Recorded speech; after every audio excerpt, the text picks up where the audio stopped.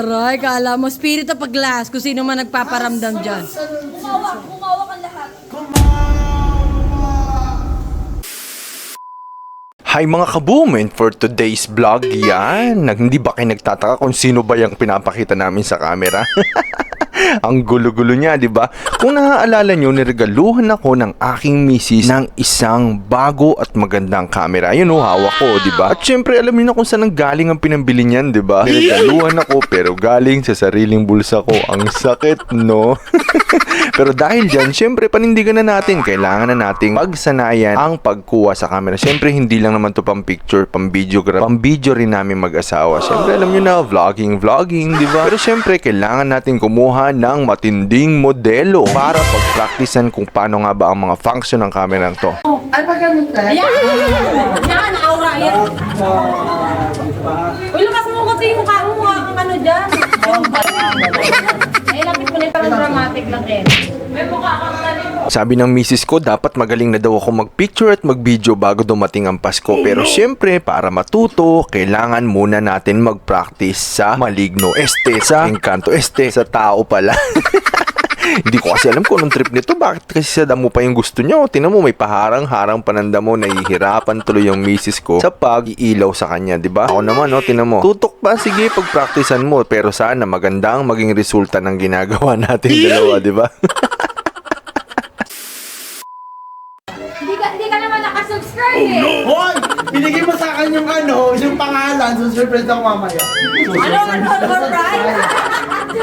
Ayusin mo. So, subscribe po, eh. Ah, okay. Hindi ako kasi ito mga April lang. Alam mo si surprise. O tingnan mo to, todo posing dito pero hindi pa pala namin to subscriber at follower, di ba? Kaya pala hindi kami kilala at tingnan mo ang ginagawa sa amin. Kala mo talaga ginawa akong photographer, eh, no? Kaya believe na talaga ako sa mga kaibigan kong photographer at videographer dahil kapag alam nyo na hindi ka okay yung subject nila, talagang na-edit at napapaganda nila. Ang hirap pala ng trabaho nila, no? Shoutout sa kanila.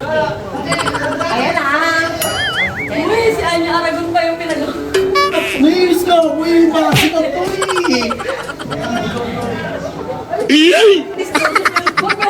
Naiinis pa daw yan ha, pero tingnan mo, todo posing ng sobra-sobra. Wala siyang kaalam-alam na isang famous and supermodel na Anya Aragon ang nag-iilaw sa kanya, di ba?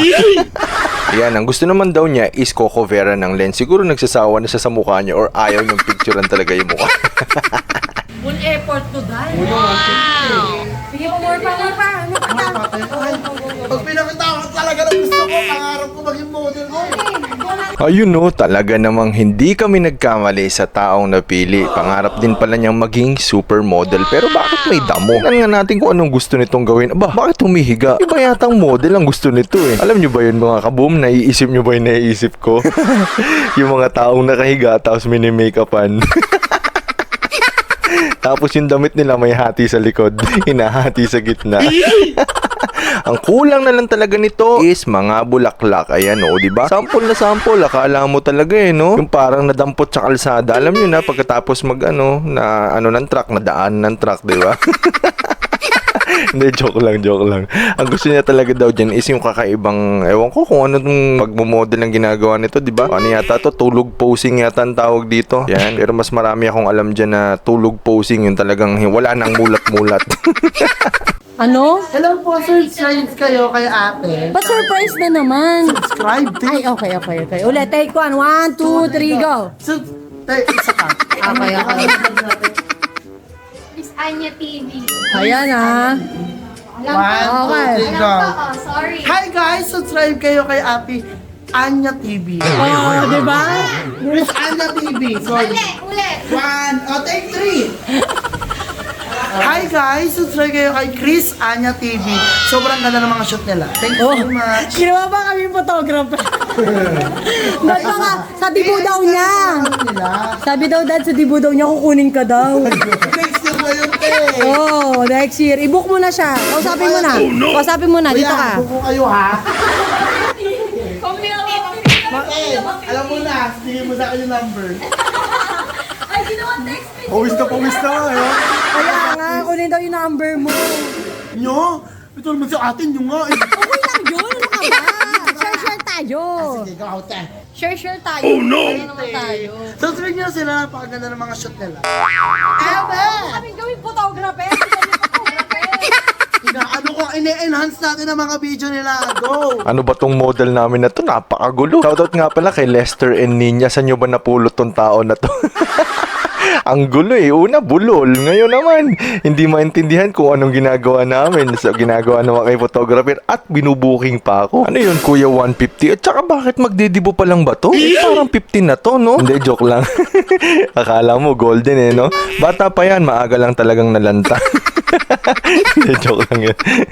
Peace, man. Ano ni ate, sobra. Ulitin mo. Ang ganda mo! Ayan, at sa wakas natapos din kami sa aking pagpapanggap bilang magaling na maniniyot. Maniniyot is a photographer. Tama ba mga photographer kong kaibigan?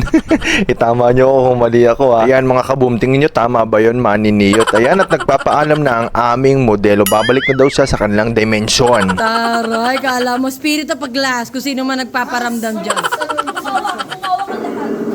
Ayan, pinapahawak ang lahat para makabalik na daw siya sa kanyang dimensyon. Ayan guys, Chris Anya Photography Chris Anya TV. Oo. Subscribe. Yun Facebook and YouTube. Taray! Our Chris page. Anya Aragon. This page. Oh, taray! Sabay dapat yung ano lang, yung verified lang yung iyaan mo. Huwag tayo sa mga posting. Oh, tama.